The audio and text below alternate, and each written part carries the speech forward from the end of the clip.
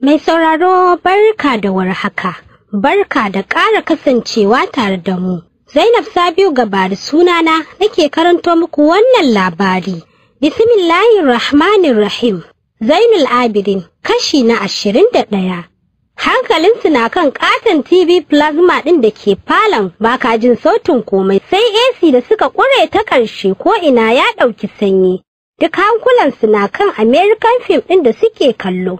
Can gefe Warisa ce zaune kunnanta makale da waya tana ta faman lumshe idanuwanta da alama tana jin daɗin wayar da take yi. A hankali ta turo ƙofar falon bakinta ɗauke da sallama, dukansu babu wanda ya kula da ita. Balle ya san ta yi sallama ko ba ta yi ba. Har ta iso tsakiyar falon za ta ƙetare ta wuce sashin Zainul Abidin. Kallon banza Warisa ta bi ta da shi, sannan ta katse wayar da take yi ta ce cikin tsawa. Dalla malama dakata. Shak Ummati ta tsaya kamar an dasa ta. Baki iya sallama bane, ballantana mu samu arzikin gaisuwa. Tai maganar tana dagowa daga kishin gidan da take. Wannan karan juyar da kanta Ummati ta yi da niyyar wucewa. Warisa ta ƙara dakatar da ita a karo na biyu. Ke dabbar ina ce da ana yi miki magana kina ƙoƙarin wucewa, ko kurma ce ke? Na yi sallama har sau 3 ba ku ji bane. Sai maganar ranta a tsananin ɓace, amma sai ta danne ta ƙaƙalo murmushi.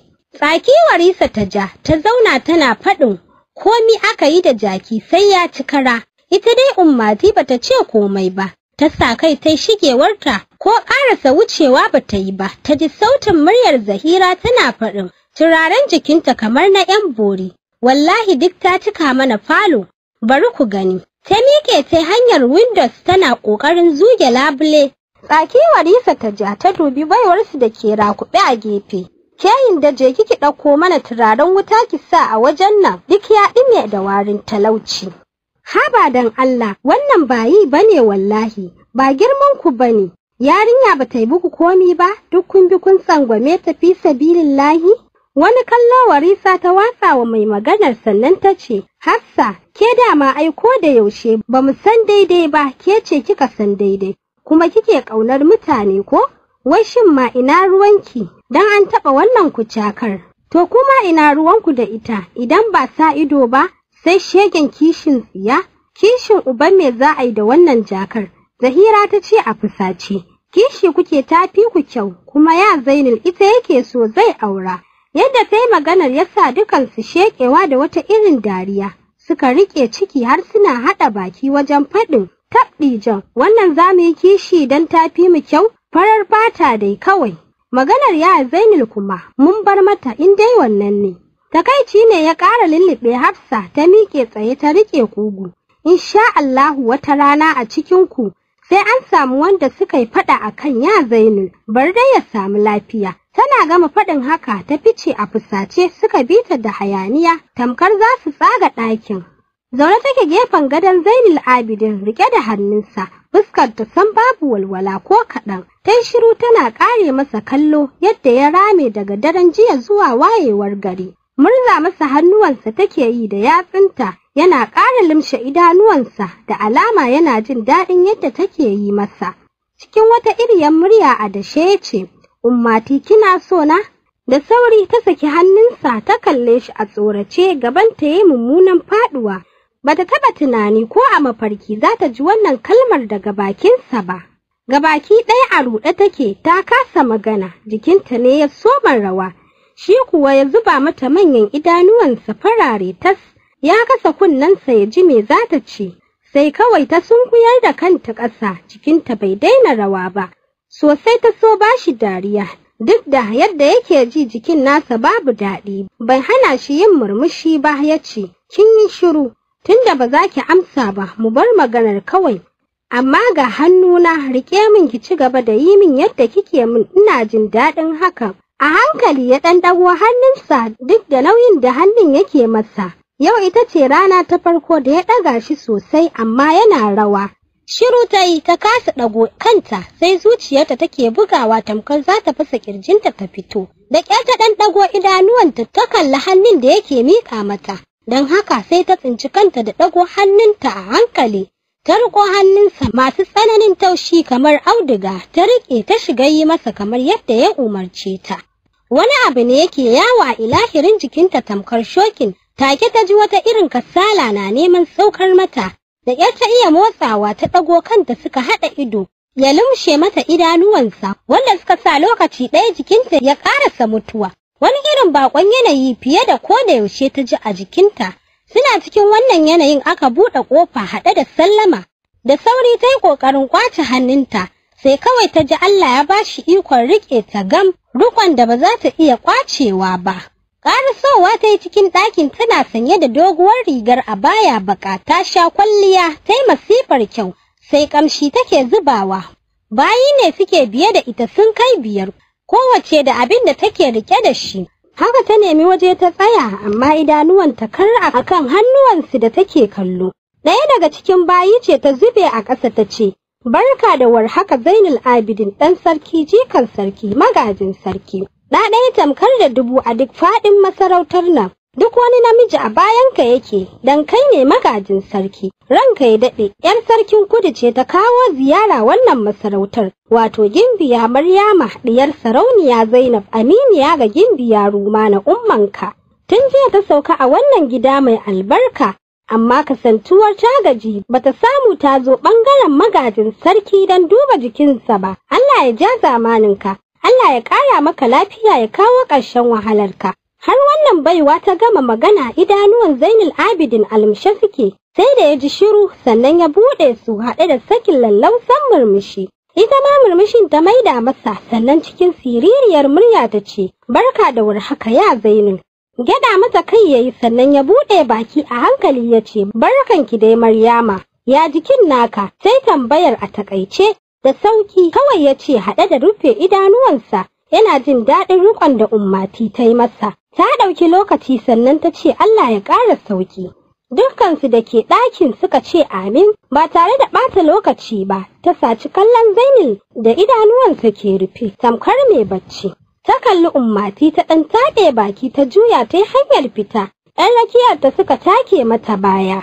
Ƙamshin turarenta ne ya gauraye ko'ina, ya sa su saurin duban inda suke jin ƙamshin, ko kallonsu ba ta yi ba, ta yi gaba abinta, bayi na biye da ita. Dukkansu ba su san shigowarta ba, sun bar falon lokacin da ta shigo, don haka kowa kallon mamaki yake binta da shi. Jikin Zahira har rawa yake yi wajen faɗin tabɗijan, amma fa ta haɗu. Wani kallo Warisa da Hafsa suka yi mata, Hafsa ta ɗauke kanta, Warisa ce ta kasa haƙuri ta ce, "Ke dai ta yi wa kyau, ni ba ta mun ba, ba ta fi ni kyau ba." Tana faɗin haka ta miƙe ta fice abinta.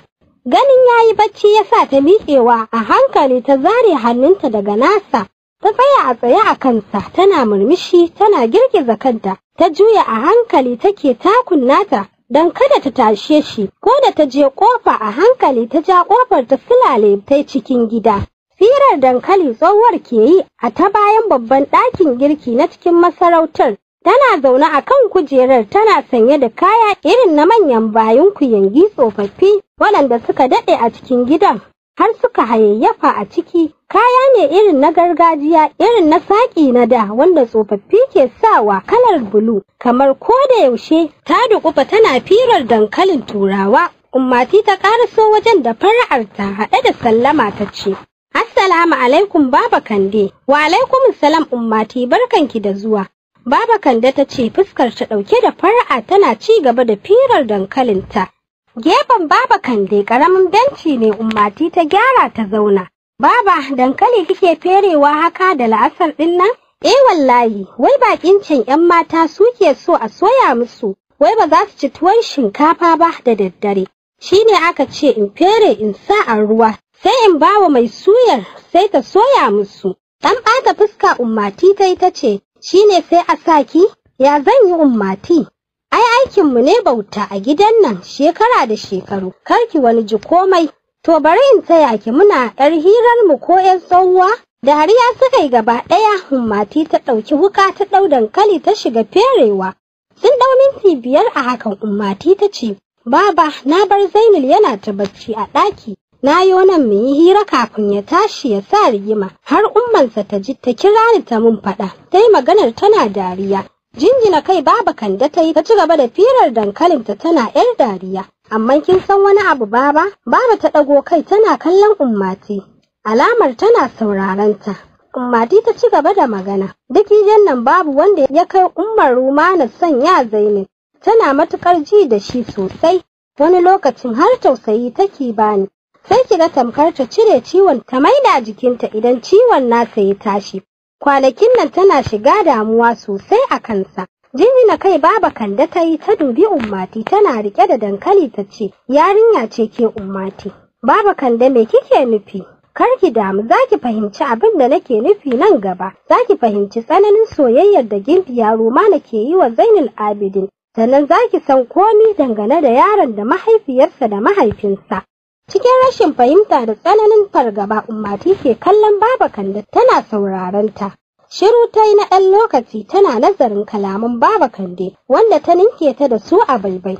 Bata fahimci komai ba a furcin duk yadda ta so ta kasa. Cija leɓanta ta yi tana son ƙarin bayani amma zuciyarta ta hane ta da hakan don kada Baba Kande ta fahimci wani abu. Sai kawai ta yi murmushi ta ce, tsohuwa ni ban fahimci wannan furcin naki ba wallahi. Kin yi min magana da yare irin naku na tsofaffi. Ta turo baki gaba. Ba lallai bane yaro ya fahimci yaren tsofaffi tunda shekarunsa ba su kai hakan ba. Musamman ke mai ƙananan shekaru wadda baki san komai a cikin wannan duniyar ba. Ballantana ki san abin da ke ninke ƙarƙashin ƙasa a gidan sarauta. Gidan sarautar ma babba mai iyali kala-kala daban-daban. Nan gaba kaɗan idan kin kasance mai wayo da kaifin basira za ki iya fahimtar ƙullin da ke ƙarƙashin ƙasa. Tunda Baba Kande ta soma rattabo wannan kalaman, Ummati ta kafe ta da ido tana nazari. Ta fahimci wasu kalmomi 2 zuwa 3, amma za ta so ƙarin bayani a kansu. Sannan tunda Baba Kande ta furta hakan kenan, ta san sirrin cikin gidan kuma ta san sirrin Gimbiya Rumana kenan. Ajiyar zuciya Ummati ta sauke ba tare da ta ce komai ba. Ta kalli Baba Kande suka haɗa ido suka yi wa juna murmushi. Firar dankalinta take yi tana tunanin in dai haka ne kuwa an zo wajen ta samu abin da take so. Ta samu inda za ta samu kaɗan daga cikin abin da take nema. Tabbas ta san yanzu ne za su fara wasa ita da Gimbiya Rumana. Duk da bata sani ba cikin ita da ita wanda zai yi nasara. Murmushi ta yi kawai ta dire wukar hannunta ta dubi Baba Kande. Bari in je na san ya Zainal ya tashi yanzu. Yana mata kai Baba Kande ta yi tana murmushi. Ummati ta tafi. Baba Kande ta sauke wata ajiyar zuciya ta ce a fili, Ummati Allah ya taimake ki akan wannan bakar muguwar. Ya kawo ƙarshen makircinta insha Allahu komai zai warware. Da yardar Allah zan sa miki hannu ko da a ɓoye ne. So mai sauraro a nan za mu dakata. Sai a shiri na gaba. Zainab Sabiu Gabari nake cewa ku kasance tare da mu.